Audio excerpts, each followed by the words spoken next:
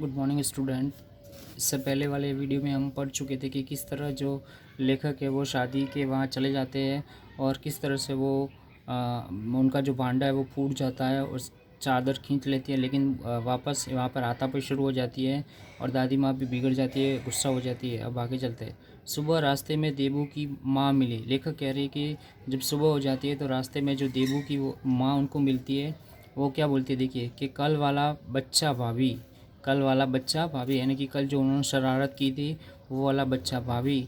मैं वहाँ से ज़ोर से भागा और दादी माँ के पास जा खड़ा हुआ। लेखक कह रहे कि माँ, मैं जब वो देबू की माँ मिलती है तो वो बोलती कि कल वाला बच्चा भाभी, तो लेखक वहाँ से ज़ोर से भाग जाते हैं और दादी माँ के पास जाकर खड़े हो जाते हैं।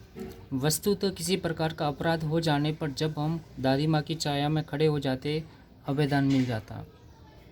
लेखक ये बता रहा है कि जब भी किसी भी प्रकार को हम अपराध का मतलब होता है गुनाह, जब हम अपराध कर लेते हैं या अपराध हो जाने पर हम दादी माँ की छाया में खड़े हो जाते हैं, यानी कि दादी माँ के चरण में चले जाते हैं और हमको वहाँ पे क्या मिल जाता है? अभयदान। अभयदान का मतलब होता है क्षमादान या नया जीवन भी इसको कह सकते हैं, वो मिल जाता है। यानी कि जो उन्होंने लेखक कह रहे हैं कि अगर कोई भी हम अपराध करते हैं तो अगर दादी माँ के चरण में चले जाते थे वो हमको माफ़ी मिल जाती थी।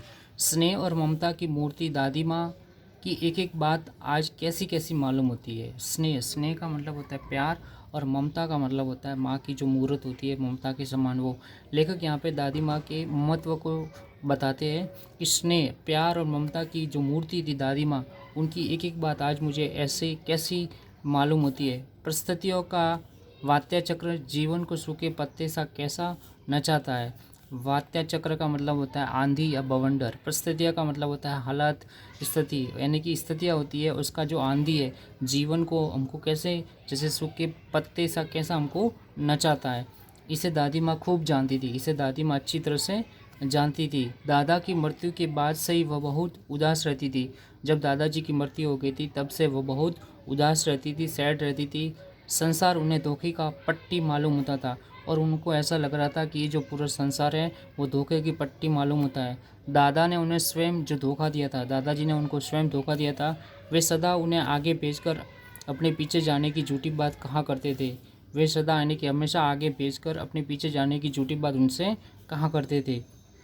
दादा की मृत्यु के बाद कुकुर मुत्ते की तरह बढ़ने वाले, मुंह में राम बगल में चूरी वाले दोस्तों की शुभ चिंता ने स्थिति और भी डावाडोल कर दी थी। ये कुकुर मुत्ता एक सीली जगह पर उगने वाला एक पौधा होता है, ठीक है, पल्ला पर्दा, और ठीक है।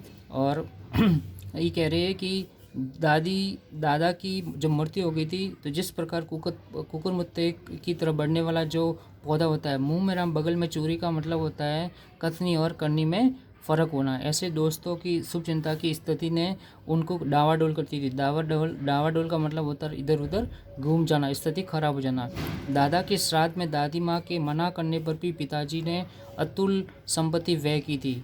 दादा की जब मृत्यु हो जाती है तो श्राद्ध में उनके जो दादी माँ के मना करने पर पिताजी ने अतुल का मतलब होता है जिसकी तुलना की, अतुल का मतलब होता है जिसकी कोई सीमा न हो, संपत्ति व्यय कर ली मतलब खर्च ली। वह घर की तो वह घर की तो ई थी नहीं, मतलब घर की वो नहीं थी,